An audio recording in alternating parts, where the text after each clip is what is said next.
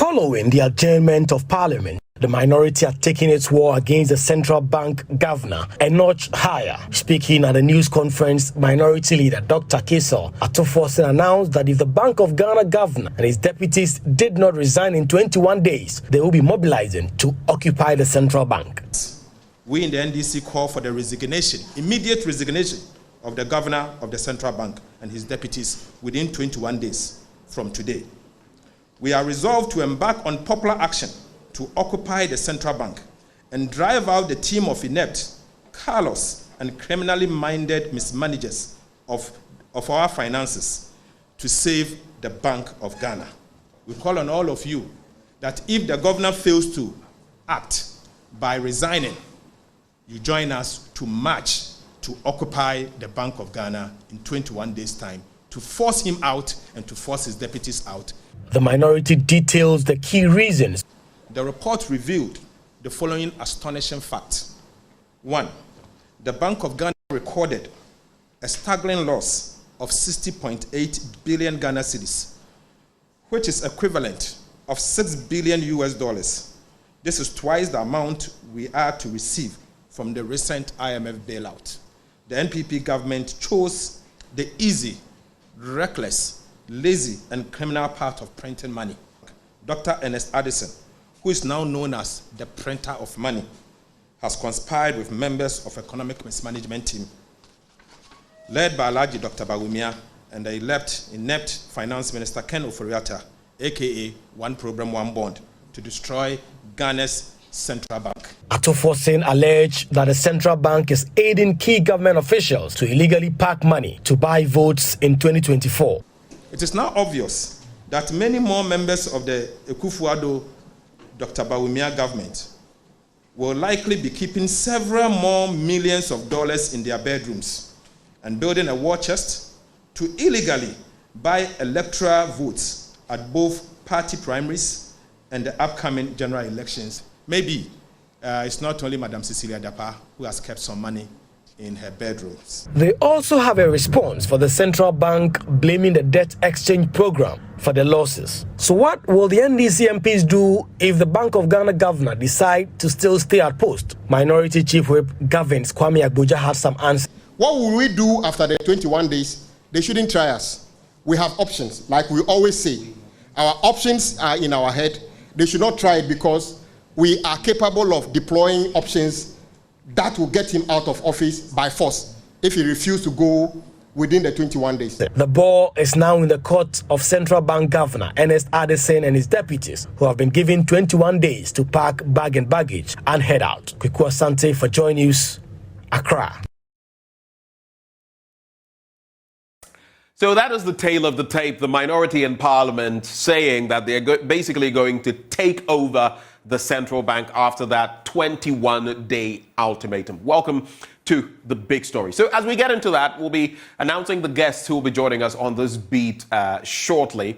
But let's take a look at some of what is being indicated right here. So if you look at the Bank of Ghana losses and the NDC's claims over here, you would see the Bank of Ghana supposedly recording a staggering loss of 60.8 billion, not supposedly, which is equivalent to $6 billion, twice as much as we're hoping to get from the IMF. Now, the Bank of Ghana recorded a negative equity of over 55.1 billion Ghana cedis, and then it wrote off 48.4 billion, about half of the government's indebtedness to the central bank, without parliamentary approval. Now, if we move on to take a further look at some other developments when it comes to what the minority is talking about, they also hint at the fact that the Bank of Ghana spent some 131.6 million Ghana cedis on motor vehicle maintenance and running in 2022 alone.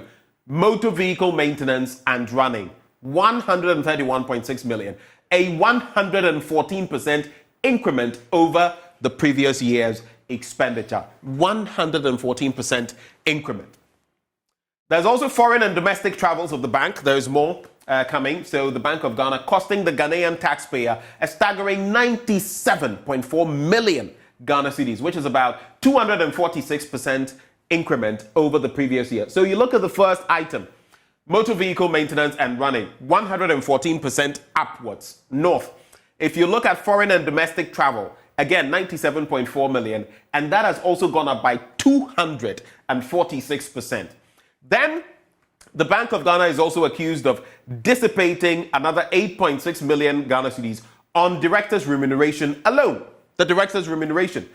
This represents about 87% of an increment over the previous year's expenditure. And the question is, how can all of this be explained?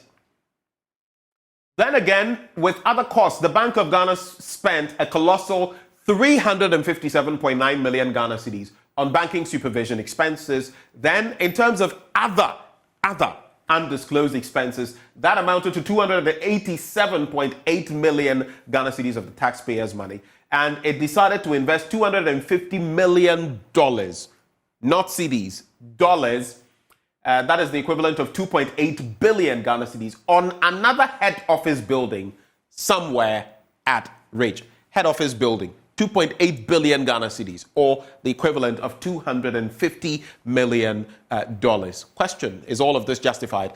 On the back of all of that, we also have to look at this staggering figure right here. 60.8 billion Ghana cedis incurred as a significant loss in 2022 on the back of the DDEP. But let's finally look at a bit of a breakdown of some of these items. So, if you look at the Bank of Ghana's losses for last year, the composition, non-marketable instruments, that's the figure you get, 32.3 billion. Then there are marketable instruments, 16.1 billion Ghana cedis. Cocobot, 4.7 billion. Price and exchange rate valuation, 5.2 billion. And interest expenses on cost of monetary policy, 3.3 billion. Actually, if you do the math, you'll get over 60 billion on that. But these are the core compositions and the breakdown from there. So we're going to be engaging shortly. Our guests, Dr. Patrick Esuming. He's an economist at the University of Ghana Business School. We also have Professor Lord Mensah, an associate professor of finance at the University of Ghana Business School, and Dr. Stephen Amwa, who joins the conversation with us. He is Deputy Trade Minister. All of these gentlemen join the conversation. A very good morning to you, gentlemen. Good morning, Ben. Good morning to my fellow panelists. Okay, so that is Dr. Esuming I hear there, right? Correct. Okay. Dr. Esuming, so let me start with you. Look at this breakdown. Look at the dynamics, the costs, the expenses, the payments to directors, the cost of flights or travel, among others.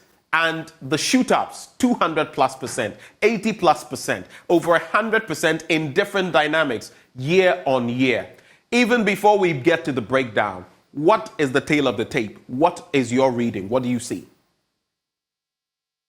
Good morning again, and good morning to viewers. So, I think, 60 billion losses is a huge number. And on the surface of it, that looks quite problematic.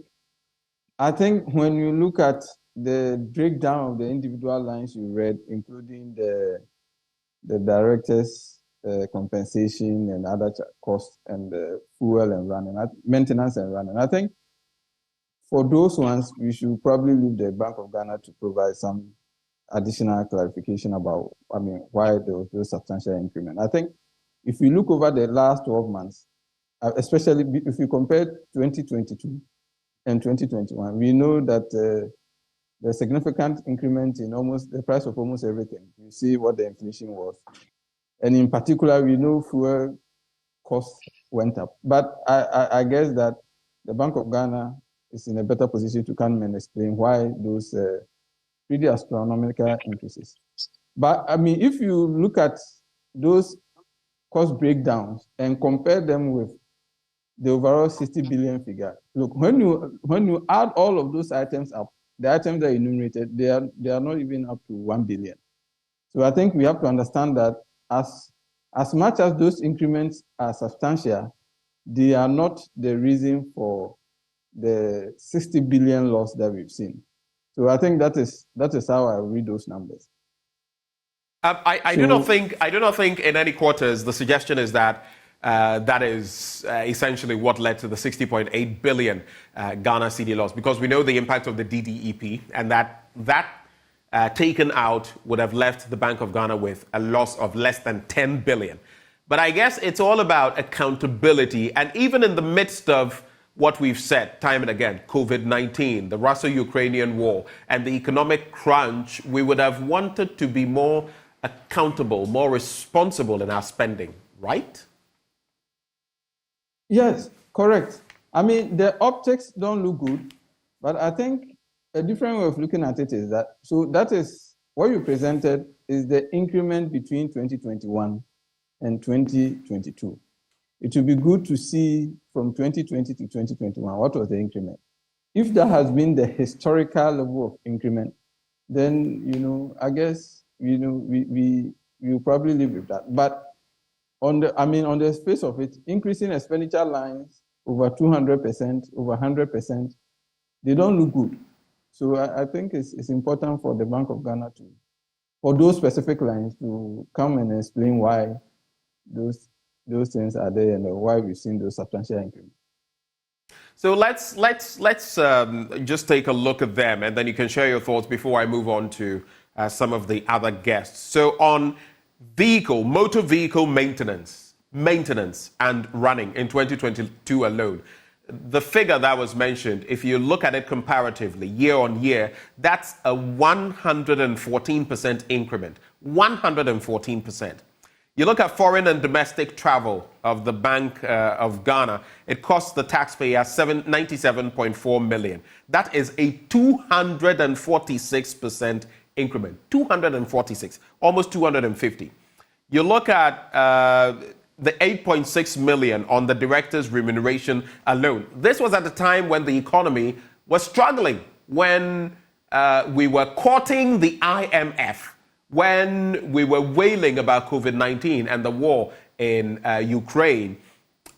At that time, there was an increment in terms of director's remuneration of about 87%. Look at the figures. When comparatively you look at all of this, put side by side with the fact that the Bank of Ghana is looking to invest $250 million. I mean, look at that vis-a-vis what we're getting from the IMF. $250 million in another head office building at Ridge. How does that add up for you? Well, okay, so let's look at the details. I think if you take the directors and remuneration, I think they have to come and explain whether it is the same number of directors, because this looks like it's the total remuneration. So if it's the same number of directors and their average pay has gone up that much, then that is quite problematic given the circumstances that we are in. So I haven't read the details of that aspect of the report to know whether they've increased the number of directors, and that's what was explained. If you look at all of this, if you put all of this together, I mean, the optics don't look good. I mean, on the surface, it doesn't look good, and it doesn't seem to be in tune with the economic circumstances that the country witnessed in 2022.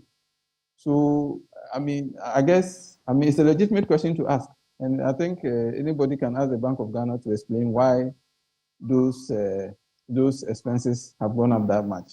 I think I hesitate to, so first of all, it doesn't look good.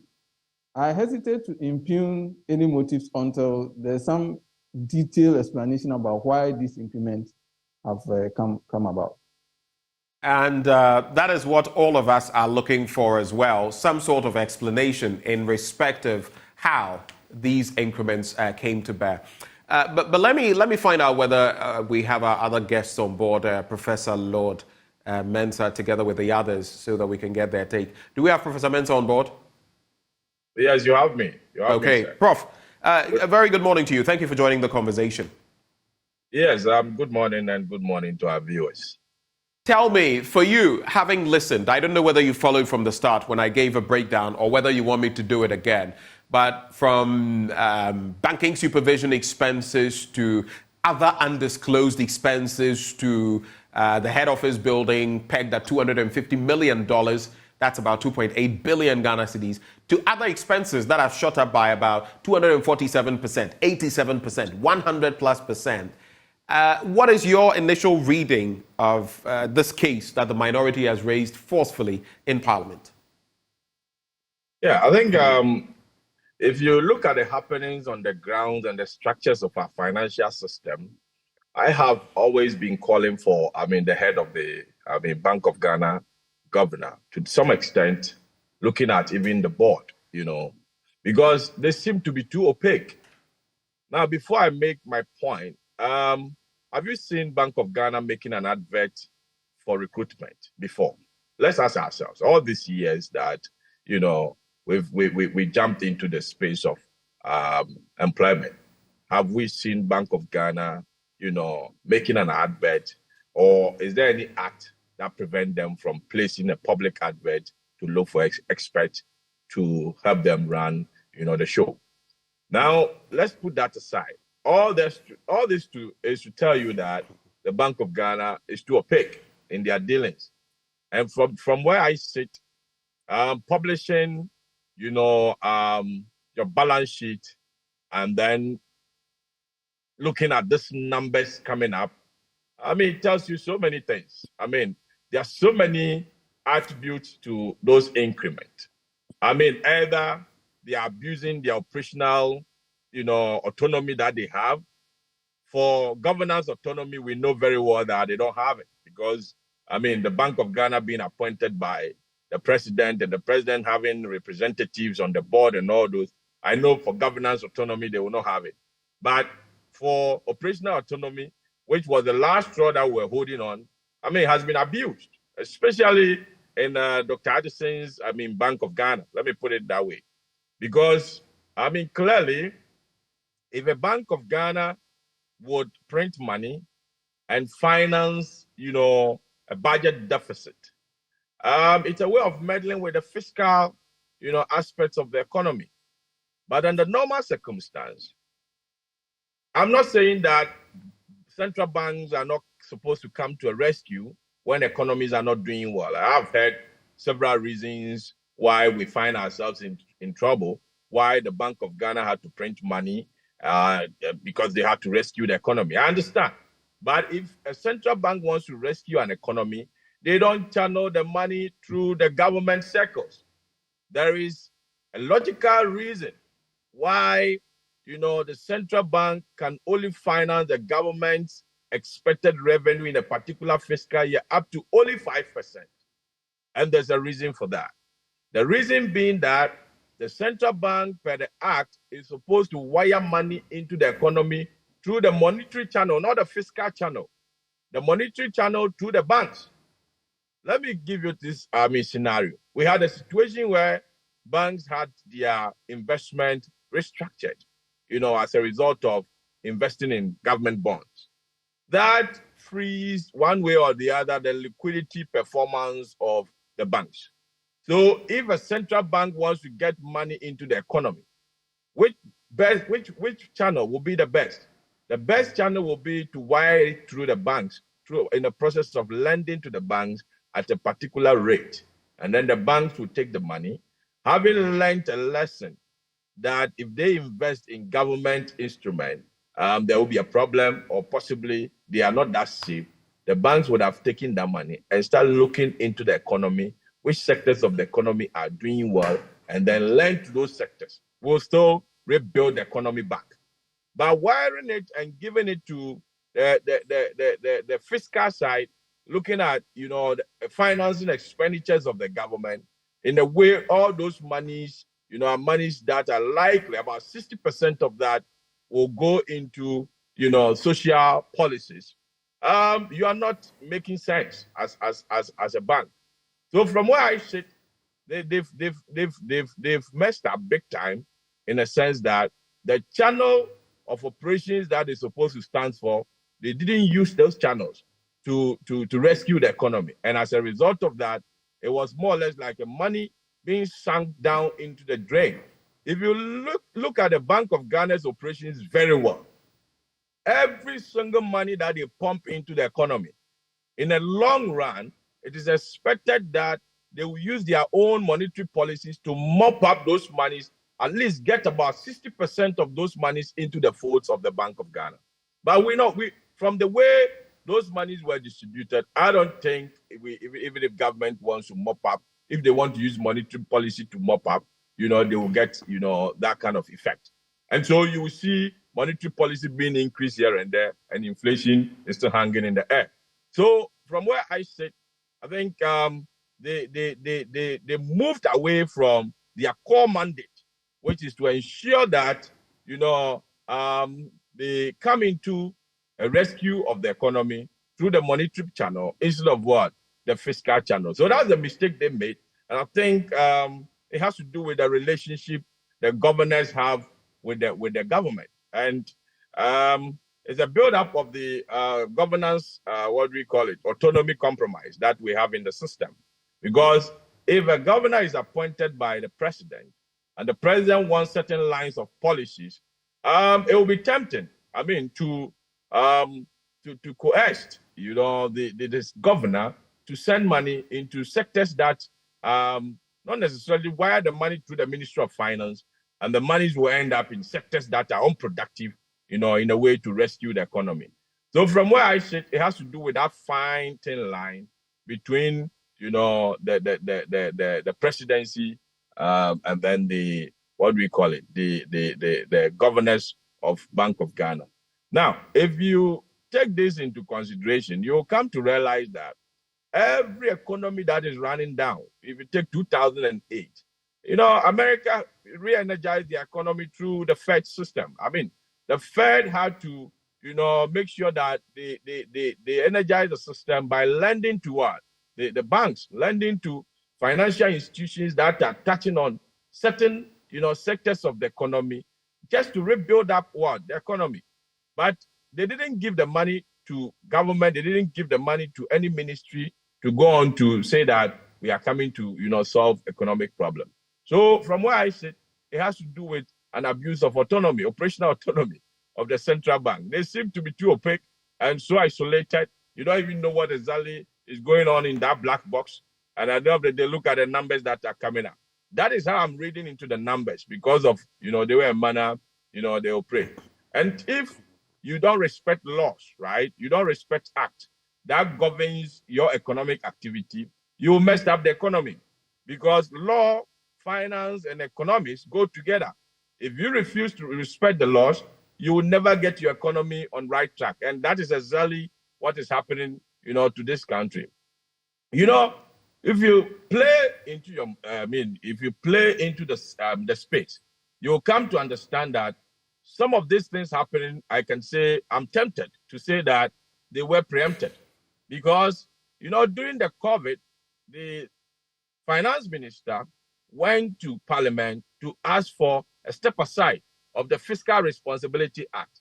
Have we asked ourselves whether that act has been brought back? It hasn't been brought back. And so the finance minister has a leeway to borrow, up to whichever threshold that they want from the Bank of Ghana. But then there's a Bank of Ghana Act which also restricts the Bank of Ghana as to what threshold they're supposed to, lend to the government. And then also possibly how they not more than 5% of the previous year's revenue. Exactly, 5% of previous year's revenue. In some cases, 5% of the expected revenue of that particular fiscal year.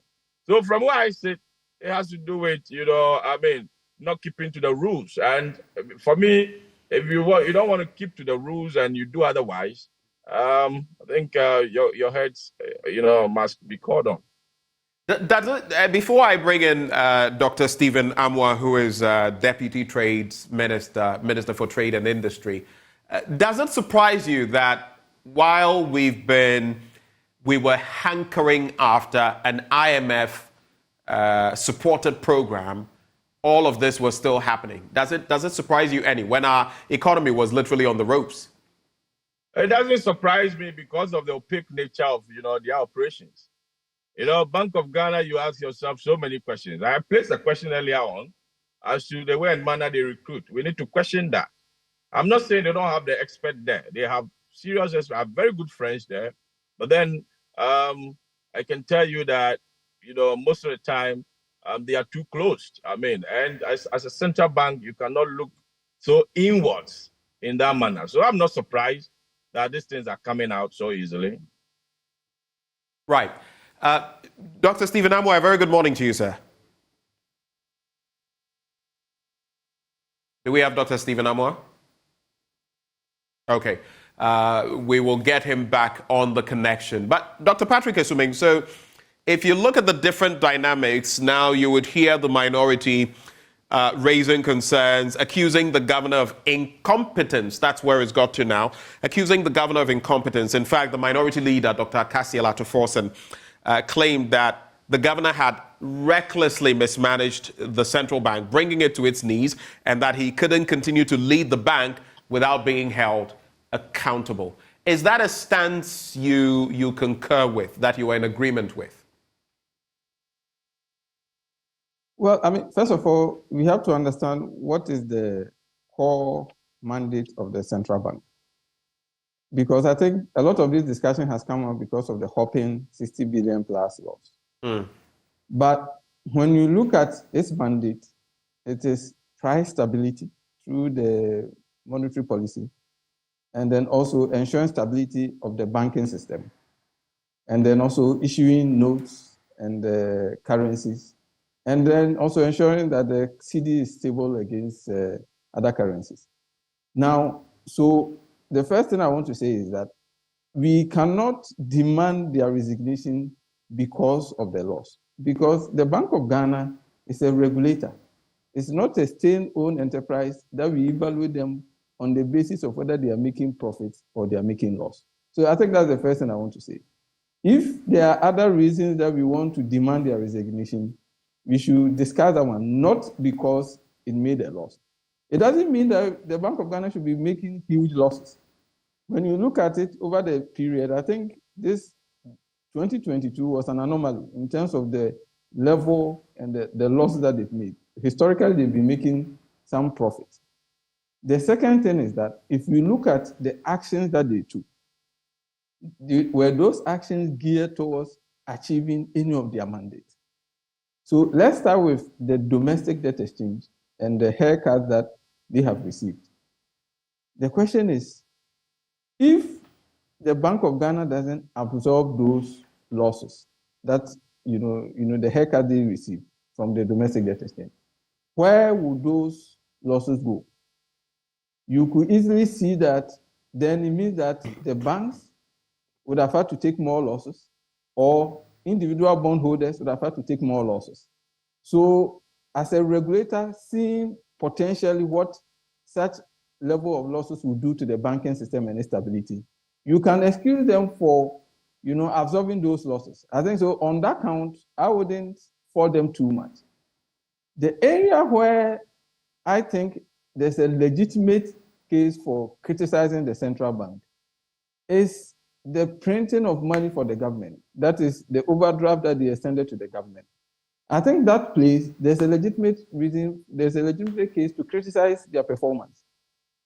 Because, in May 2022, the governor gave an interview to Bloomberg, I believe, where he said that the inflation rate that we were seeing at that time was primarily due to supply side constraints. And yet, over that period, we saw the central bank persistently raise the policy rate. Now, admittedly, you may raise the policy rate to stabilize the currency on the exchange rate and other things. But you see, you cannot be printing money for the government to spend and turn around to raise the policy rate to try and mop up the excess liquidity. I think that side is problematic. That particular course of action was problematic. And on that score, you can legitimately criticize the central bank. Again, you have to look at what else would have happened.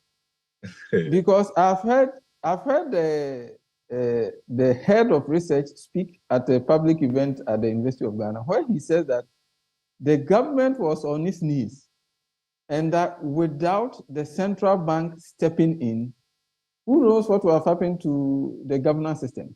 So I think, it's a legitimate criticism, but we also have to look at it on the overall balance. mind you, the monetary policy doesn't sit independent of the fiscal. They are supposed to work hand in hand. The problem is that, there's been so much problem with the fiscal side, and the governor and his deputies, in their view, found it necessary to absorb some of the problems coming from the fiscal side. So for me, we should trace the roots of all of this to why the government, the fiscal side, the finance ministry, couldn't manage our debt to the extent that, we needed to do this domestic debt exchange, and to the extent that the Bank of Ghana felt it necessary. Well, I think they should accept the criticism on the face, but whether it means that, we should be calling for their resignation, I don't know. I worry that, this has become very politicized. And I think that's where my concern is. And that is exactly where I want us to diverge. I don't want us to focus on the politics, because you would expect an opposition to paint certain dynamics. But that is why I couched it in the context of what has been done by the central bank vis-a-vis year-on-year developments, expectations, especially when your economy is on the ropes. Is that what you would have expected? That's the angle I'm taking it from. And of course, there should be some level of accountability, right? And in this instance, unlike in other jurisdictions where people would willingly resign, if in this instance you don't have it, then what happens? That's where we are taking the conversation from, Dr. Esuming. Yeah, I know. I think it's absolutely a legitimate way. I want us to discuss what reforms are needed to ensure that going forward, the Bank of Ghana is stronger and, staying a lot more within its constitutional mandate. Because simply saying the governor will resign. If the governor resigns and the core of the problems that prevent the central bank from, in some ways, asserting its independence are not resolved, then we haven't really solved any problem. So I think it's a legitimate angle to look at it. I personally don't think that this merits, the resignation of the governor and the deputies. I think that, on some level, a little bit more transparency would have helped. Because in the middle of last year, when questions were being raised about the level of printing or the money printing that the central bank was giving to the government, the Bank of Ghana seemed to issue statements to sort of debunk it. And as it turned out, they will admit that they printed money for the government to spend. So I think that is where the transparency comes in, where, the transparency and at the same time accountability. So in some sense, you can say people, the call is a call for accountability. I just worry that if you all believe that the central bank should be independent, then you don't want a quote and unquote a militant parliament also trying to impugn on the ability of the central bank to function. Obviously, it doesn't mean that it shouldn't be held accountable. I think if there had been a call for the central bank to come up and come and explain or come and account to the representative of the people and answer questions on why certain things have been done, I will support that. Not necessarily that. And then, so when we learn that, when you have an understanding of what these problems are, how these problems have occurred, and we embark on the angle of making a little bit more reforms to improve how they are functioning, I think that will serve the longer interest than simply calling for their resignation. I do not know whether we do have Dr. Amwa with us. Do we?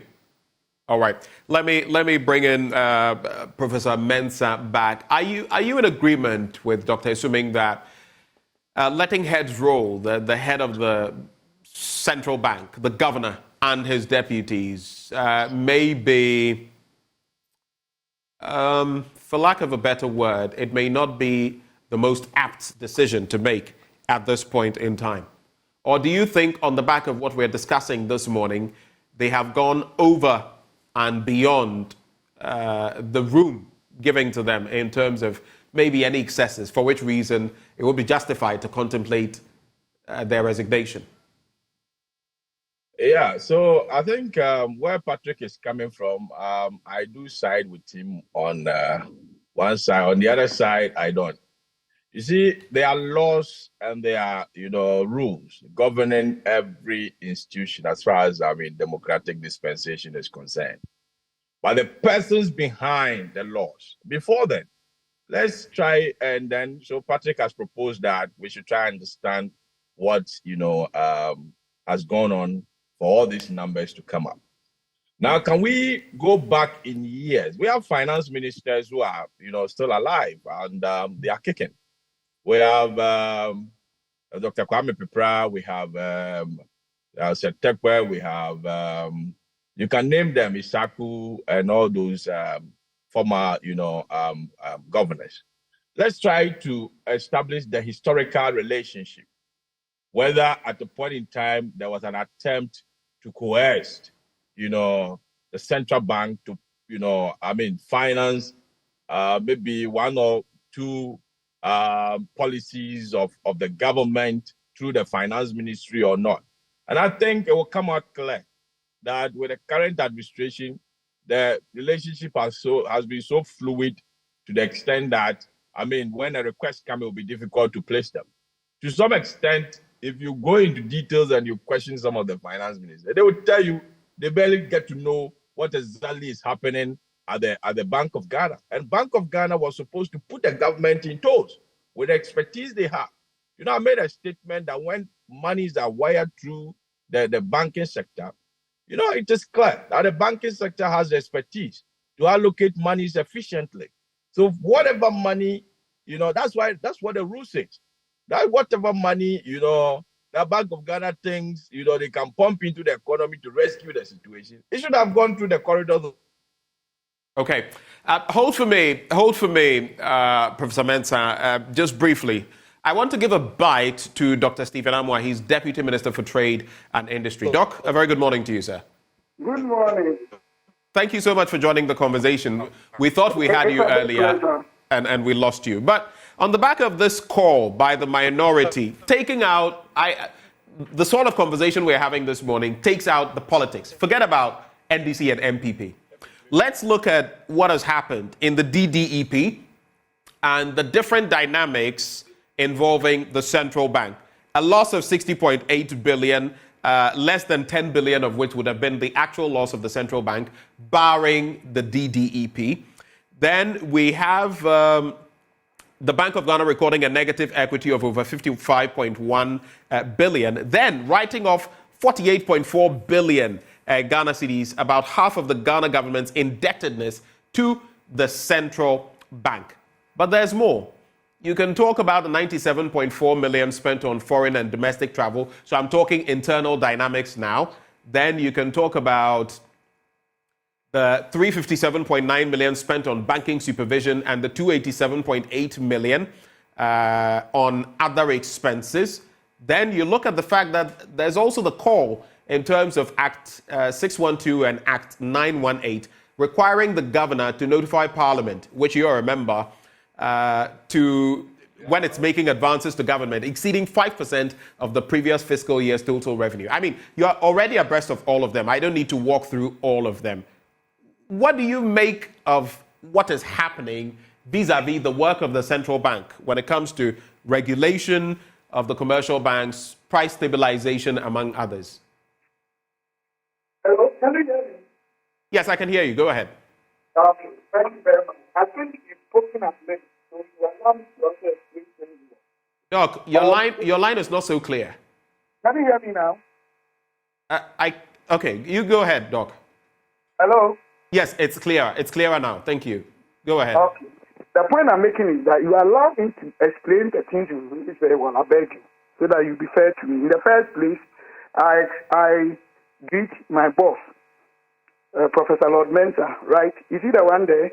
Yes, please. Together with Dr. Isuming. Yes, and I greet Dr. Isuming as well. Lord is my boss, KNUST.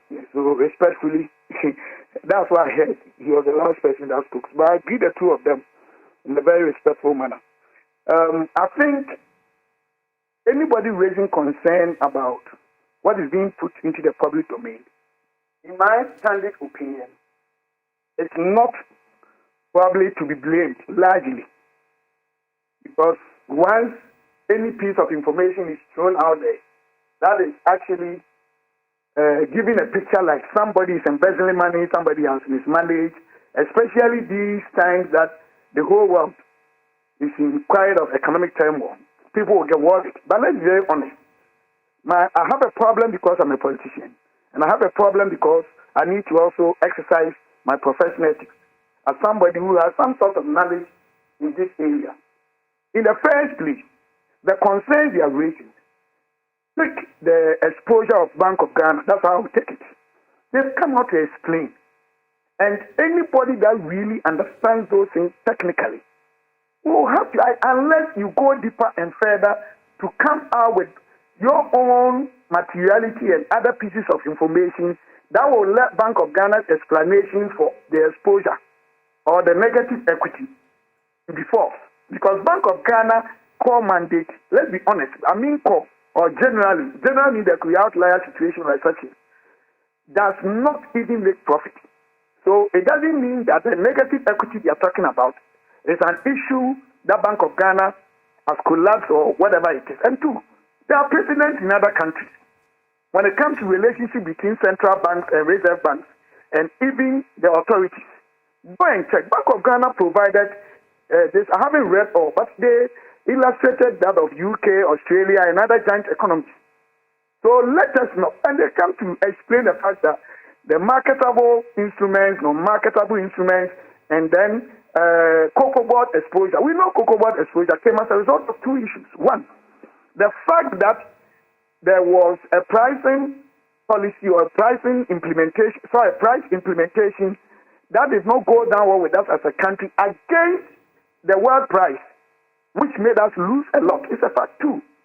Because of the fact that they normally deal with, they take money, they get money, they pay back, and then the interest rate issue that came up affected them badly. That moved interest rate to over almost 200%, which is a fact. Let's all go and check. In fact, base rate in UK, I'm not comparing Ghana to UK, but I'm telling you that it is a developed economy that they have even better structured economy. Post-COVID base rate has increased to, I think, about 1,800% or even over, from about 0.25 to about 4.75 to 5% thereabout. So these are honest analysis we should all make in this context. That doesn't mean that as a country we should sit there. So talking about the fact that these things, we need to put them in a context. Then it comes to this issue about PFM Act. I'm not a lawyer, but at least I'm on the finance committee, and I'm a finance person, so I have pretty much idea about Public Financial Management Act, not everything. The same Public Financial Management Act, PFM Act 2016, Act 921, Section 18, state three conditions under which our fiscal policies and rules upon consultation should be suspended. What are our fiscal rules and policies? They come with the controls and the legal system. The things that require legally or by policy or convention or rule before ABCD can be expended or programmed, ABCD can be conducted. It's a fact. One of them is war. Second one is natural disaster. Third one is, I think, health epidemic or pandemic. I don't have it here, but you can go and read. But it's boiled down to, issues of health that have national, whatever, or global. And this is a fact. So you cannot compare peacetime to war times in terms of controls. If your child has convulsion, respectfully, and sorry to those parents whose case have ever had that, the time that a child has to be taken to the hospital, I don't think it is a time that you need to see, even the policy of the family is that take your child to Kompanoti or Kolebu, go and see a church elder first or your family. No, you don't do that. You take resuscitation measures. So let us analyze these things in a certain context and advise appropriately. Now talking about Bank of Ghana spending ABCD, I think that one, I can't say anything good or bad because those who are talking about it, I haven't seen the documents whether Bank of Ghana, they flouted their rules in terms of their mandate to spend X amount of money, whether they did not do this or whatever. We need to get all these things.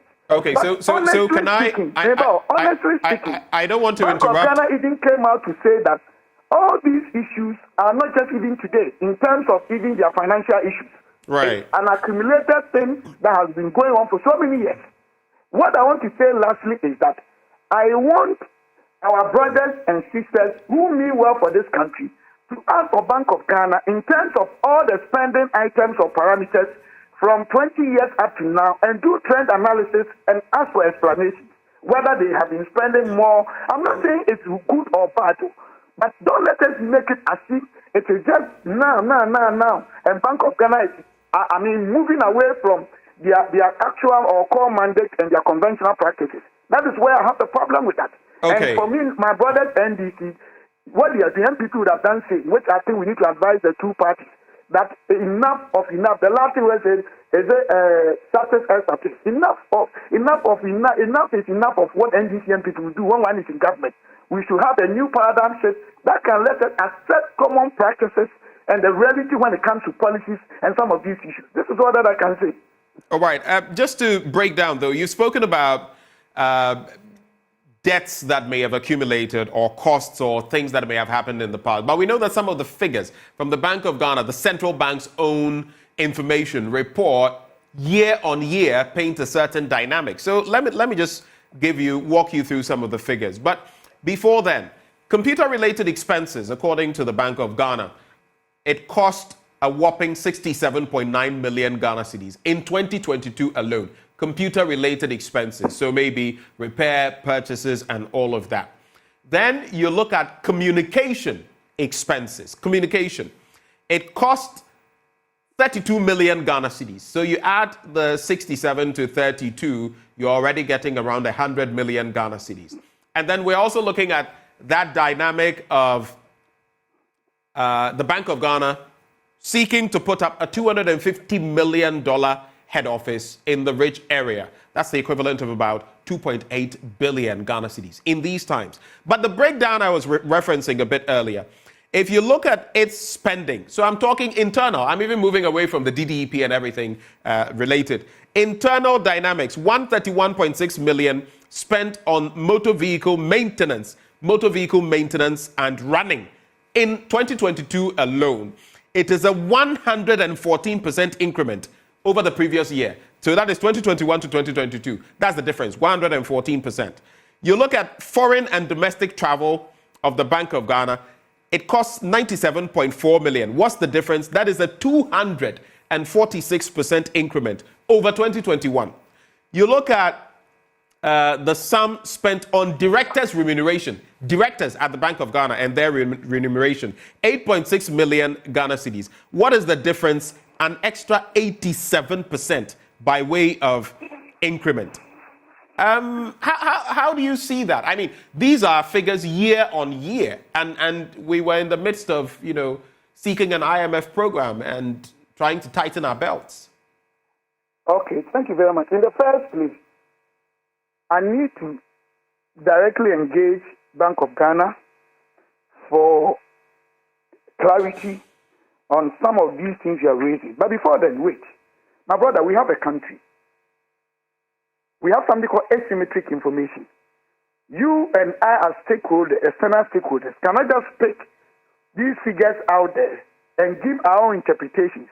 Because apart from you listening the narratives, we call something activity-based budget. I think Bank of Ghana should rather come clearer to explain these things very well and their justifications. And also see the same trend you are talking about between just 2 years. What have been their practices for the past 20 years? It will help us so that we know the culture they are displaying there, whether they are good or bad. Then technically, we have auditors. What is their mandate? First, preparation of Bank of Ghana's financial statements, whether they comply with the global standards like IFRS. We know that's one. Indeed, are they doing that? Two, materiality. Whether the narrative they are giving, the money they spend, is it true they spend the money on those items? Is it true? Can we have them?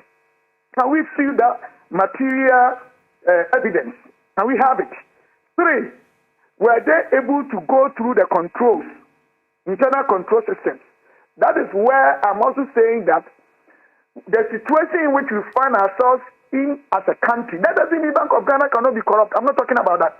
That doesn't mean that they are justified spending what they are not. But we are all raising issues that we need to analyze in this context and get clearer and better information so that we can all make informed decisions out of these things and watch our utterances. Because situations such as where our country had to go through impaired productivity for over 20 months, where even private sector had to sack over 40,000 people, where our revenue generation has suffered for about 12 billion, and that government had to, rightly, wrongly, had to depend predominantly or profoundly on that financing. That because we were not having productivity, our GDP was not growing, we were borrowing, and we had that GDP escalating.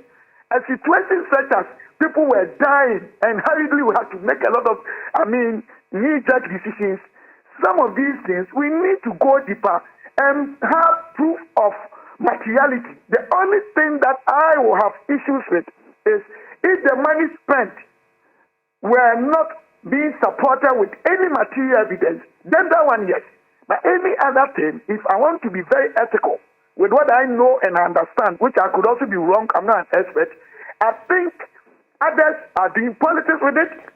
Others are raising issues that they are not doing any politics with it. But of course, maybe they have not directly engaged Bank of Ghana, or maybe Bank of Ghana is doing something wrong, which is also an option alternative.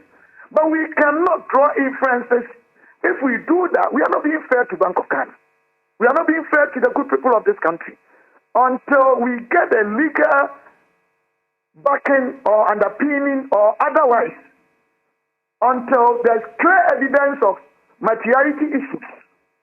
I think we all have to be careful about the way we are talking about it. Okay. That is what I can say. Okay, don't leave, Dr. Amoah. We're knocking off in just a few minutes. I'm going to pose some questions. Please do that for me. Okay, I'm just going to pose these questions, and all of you will answer, and that is how we'll wrap the conversation. Unless you have to leave immediately, at which... So maybe I'll just start with you. I'll wait. Okay, all right. Dr. Isuming, first off, the role of political appointments in all of this, central bank governors, and the appointments by the executive, the president. What role is it playing in all of this? Because some people feel then the governor becomes beholden to a political party, and some of what we are seeing, supposedly printing money, aiding government over and beyond what the law accepts, comes in. The NDC says, on the back of the recklessness, in quotes, of the central bank, that bank or that entity has now become a crime scene. So I want to find out from you, with the central bank's current debt overhang, can we expect Dr. Addison to navigate these choppy waters of the debt that it has, maybe even insolvency as of this point? Because they are calling for his resignation. That same question to all three of you. I'll start with you, Dr. Isuming. Well, I think that, we should understand that the Bank of Ghana, as a regulator and its position, its debt cannot be treated like the country's overall debt or a bank's debt. Really, the law that is posted is really a paper loss. So I think we should get it clear. But the question about the appointment process, I think over time, obviously, somebody has to appoint the governor, and must it be the president? The framers of our. So exactly. So if we feel that the appointment process impugns the independence of the governor and his ability to act, then we should go and change the process. That is something I will support. If you went through a more professional route for a governor to be appointed, I think that will probably help than the current situation where the president appoints. Mind you, in the last few years, in the last few cycles, we've seen that for whatever reason, whenever there's been a change in government, either the governor has resigned or something has happened. And it also doesn't help that we've seen a few people move from being governor to become finance ministers or presidential candidates or vice president. I think all of those sort of undermines the integrity, because people begin to think that, well, maybe you had party affiliations all along, even where you are at the central bank. So I think all of those are things that we have to consider. But definitely moving to an alternative arrangement where it's not necessarily the president who appoints will help. And then also a situation where every time a government changes, An institution that's supposed to be independent, we do see changes in the leadership. I think all of those don't help. Interesting matters, and we have examples to show. Emisa Arthur and even the current vice president, and also Dr. Dufour at a point. Anyway, Professor Mensah, your take on those. Hello, Professor Mensah. Okay, it appears. Let me come to Dr. Amoah. Dr. Stephen Amoah. I don't know. Do you mean that people are against the appointment of Bank of Ghana boss, or they think it has to be done by, I don't know, by the institution itself? I don't know. Is that what you meant? So the point basically is political appointments, because like Dr. Esuming is mentioning, of course, we have seen some of them transition into the thick of politics, becoming vice presidents, Emisa Arthur. We also have Dr. Baumia. We've had those who have become finance ministers, like Dr. Kwabena Dufour. That also creates some thinking out there that maybe these people are political all along. And so maybe if there were some independent institution or other institutions appointing rather than the executive president, that could make a difference. That's the line of thinking. Yeah, I think anybody that is making that suggestion, in my opinion, is not out of gear. I think it's a discussion. It's a conversation that can be provoked, and then as a country we'll see if we can redefine new paradigm shifts in the process of getting them there. But I think if you look at other jurisdictions, it's almost the same processes. Similar. They all go through appointment. There could be a few deviations or whatever. But then the point is, the institution that you say should appoint, honestly speaking, my brother, are there institutions that will not have any partisanship or political whatever? The point that we need to come out with clearly as a people or as citizens is let's all revolutionize our minds. Whether the president, whether the minister, whether the media, whether my brothers and my bosses who just spoke, who are on this platform that I've got the opportunity to speak with them, whether it's me or you sitting there. As a country, it's about our mindset. If the president or if the appointing authority has a good mindset to appoint based on meritocracy, if anybody commenting does not have any underlying parochial interest and is commenting on issues to educate the public, if Ghanaians are making decisions not out of arbitrariness because of tribalism, political, whatever, or individual interest, my brother, that is what our problem is.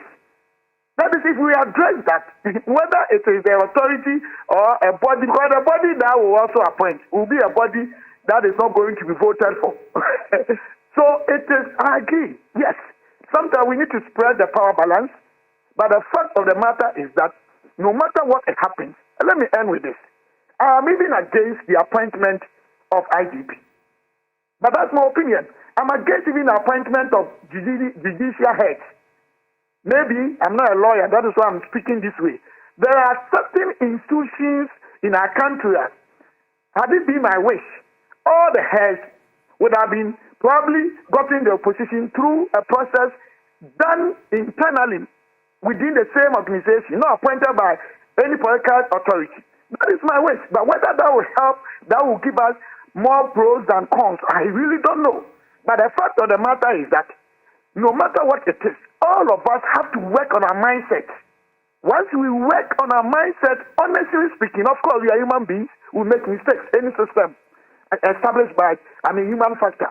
But once we are ready to ensure the betterment of our country, whether you are just a commentator or analyst or a media man or MPP boss or NDC boss or authority, once we do that, we will clearly go for the right people.